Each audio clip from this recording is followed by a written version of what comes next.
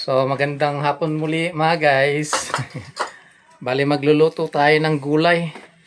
Bali, tong gulay na to guys, hindi pamilyar sa akin to eh. Bali, ito advice lang nung katrabawan ko sa sa shop.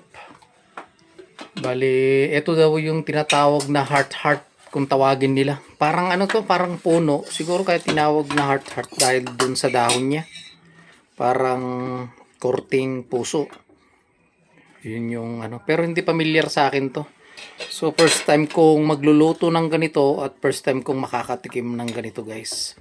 Bali, sabi nung kaibigan ko, masarap daw to mga guys pag ginisa lang sa bawang sibuyas. So yun ang gagawin natin. Pero nagpakulo tayo ng baboy, yung nagpakuluan yun ang gagamitin nating sabaw. So yun guys, ang timpla lang daw nito bitchin asin. So ayan guys, pakita ko sa inyo. Bale, ito yung tinatawag niyang heart. Hindi ko alam kung familiar sa inyo. Malaki din yung puno nito, guys. Ito yung dahon niya.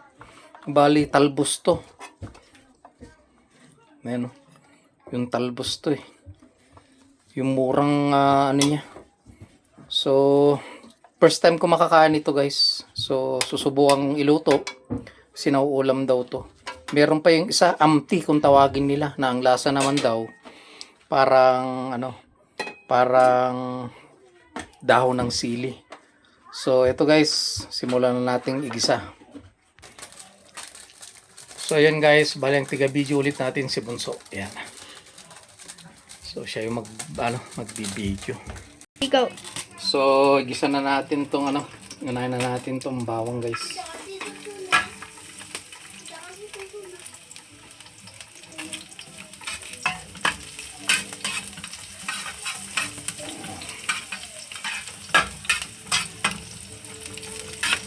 Sunod na natin tong sibuyas.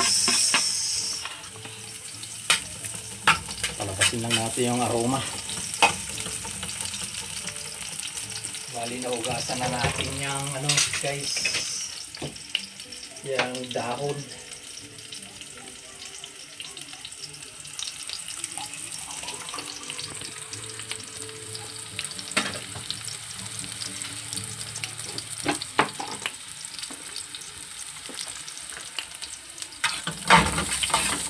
So, tikman natin kung anong lasa niyan guys. First time ko talagang makatikim yan. Heart kung tawagin nila. So, hindi ko na sinahugan guys kasi sabi niya mas masarap daw to. So, ilagay na natin mga guys. Bahala na dyan.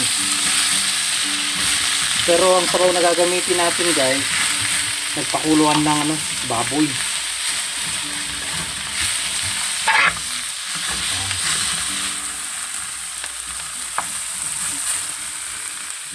So ito yung nagpakuluan ng baboy. Meron na rin siyang pamintang buo.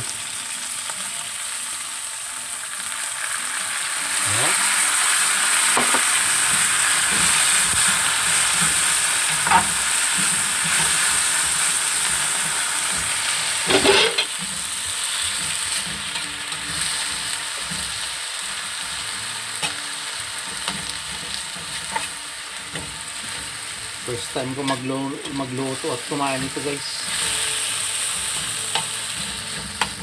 So kinuha namin to nung pumunta kami ng Asin Road.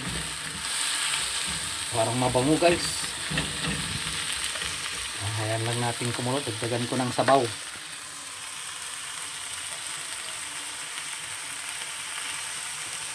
Tingnan natin. Kuha na ako ng bitchin tsaka sin.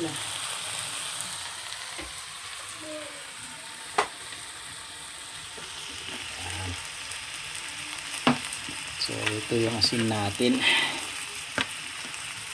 So lagyan na natin mga guys.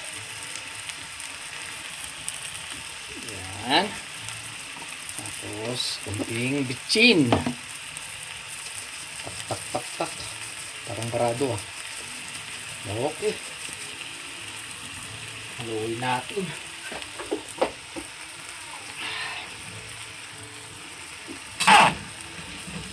Tikman natin to mamaya mga guys kung anong lasa talaga nito.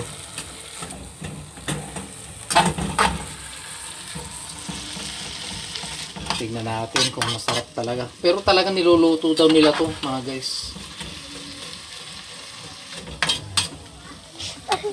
Ipapakita ko yung puno nito mga guys sa inyo. Pag napadaan kami dun sa Asin ulit. Mostly kasi ito sa may Asin Road eh.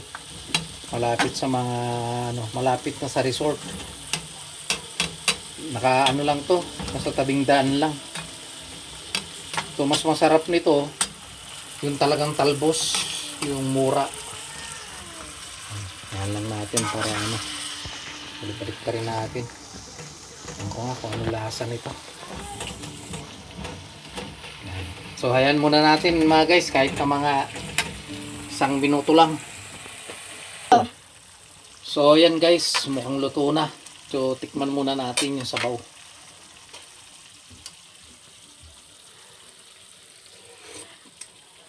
Masarap nga guys.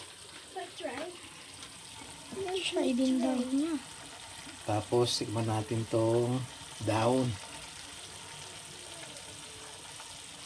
Tikman natin kung anong yung lasa niya.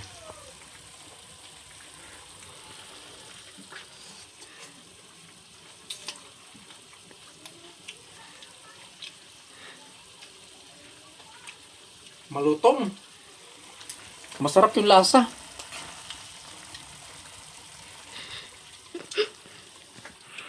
Masarap yung lasa mga guys.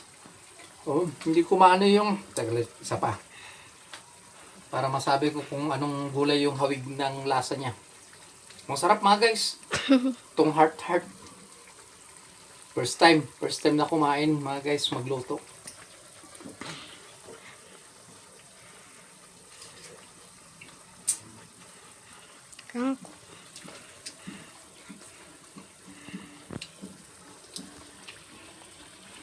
Hindi ko maano yung lasa niya guys, basta masarap.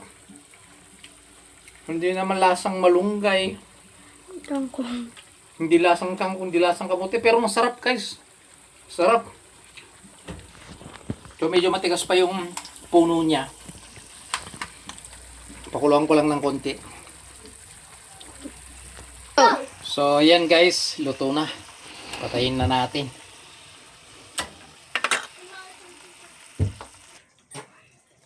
So yan guys. So iniluto natin yung nirecommend na na gulay nung kaibigan natin, yung heart kung tawagin nila. So first time ko tong lutuin at first time ko matikman to guys.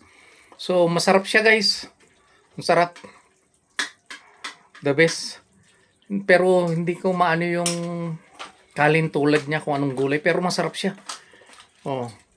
Ayan si Bunso. So yan guys. Maraming salamat muli sa patuloy na pagsuporta niyo sa YouTube channel natin. Hindi si Loter kulit guys, ayun kakain na kasi. So ingat po kayo lagi mga guys. Hanggang dito na lang. Loter kulit. Hanggang dito na lang. Bye-bye.